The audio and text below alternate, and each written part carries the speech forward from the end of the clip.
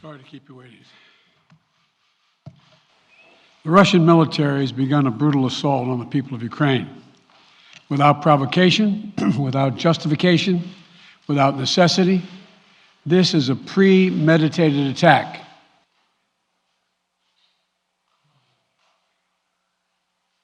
This was never about a genuine security concerns on their part. It was always about naked aggression, about Putin's desire for empire by any means necessary, by bullying Russia's neighbors through coercion and corruption, by changing borders by force, and ultimately by choosing a war without a cause.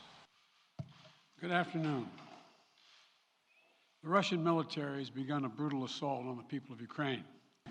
He has much larger ambitions in Ukraine. He wants to, in fact, reestablish the former Soviet Union. That's what this is about. And I think that his ambitions are completely contrary to the place where the rest of the world has arrived. That Ukraine was about to invade and launch a war against Russia. And Putin's aggression against Ukraine will end up costing Russia dearly, economically and strategically. We will make sure of that. We have purposely designed these sanctions to maximize the long-term impact on Russia and to minimize the impact on the United States and our allies.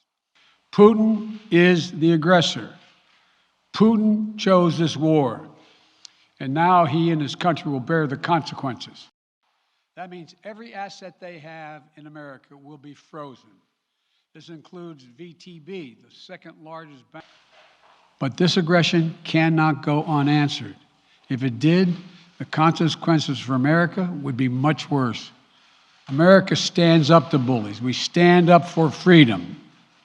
This is who we are. But to defend our NATO allies and reassure those allies in the East.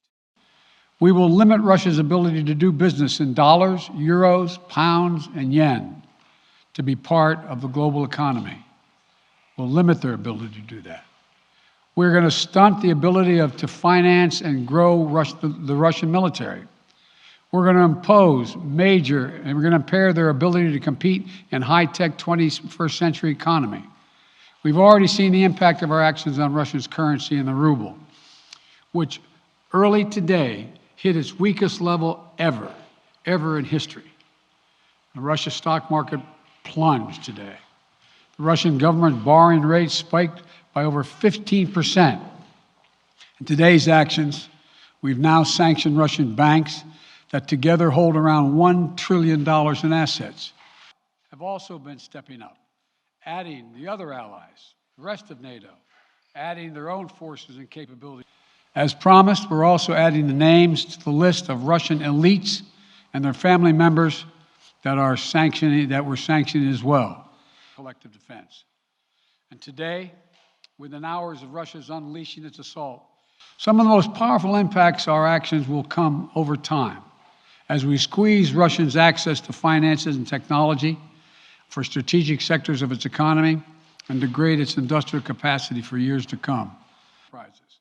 Companies with assets that exceed $1.4 trillion. The United States will defend every inch of NATO territory with the full force of American power. And the good news is, NATO is more united and more determined than ever. On Tuesday, in response to Russia's aggressive action, including its troop presence, we have purposely designed these sanctions to maximize the long-term impact on Russia and to minimize the impact on the United States and our allies. Putin will be a pariah on the international stage. Any nation that countenances Russia propaganda outlets will keep trying to hide the truth and claim success for its military operation against a made-up threat.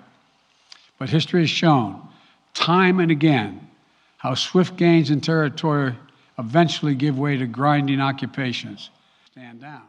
He's going to test the resolve of the West to see if we stay together. And when the history of this era is written, Putin's choice to make a totally unjustifiable war on Ukraine will have left Russia weaker and the rest of the world stronger. Thank you, President Biden. If sanctions cannot stop President Putin, NATO is more united than it's ever been. and I have no plans to talk with Putin. The idea, you don't see a whole lot of people coming to his defense. The sanctions that we proposed on all their banks have of equal consequence, maybe more consequence than SWIFT, number one. Number two, it is always an option, but right now that's not the position that the rest of Europe wishes to take. Does the Defense Department of the United States... So India is one of your major defense partners. The notion that this is going to last for a long time is highly unlikely as long as we continue to stay resolved in imposing the sanctions we're going to impose on Russia, period. You recently said that the idea of personally sanctioning President Putin was on the table. Is that a step that you're prepared to take? And if not... It's not a bluff, it's on the table. Okay, thank you all very much. Thank you.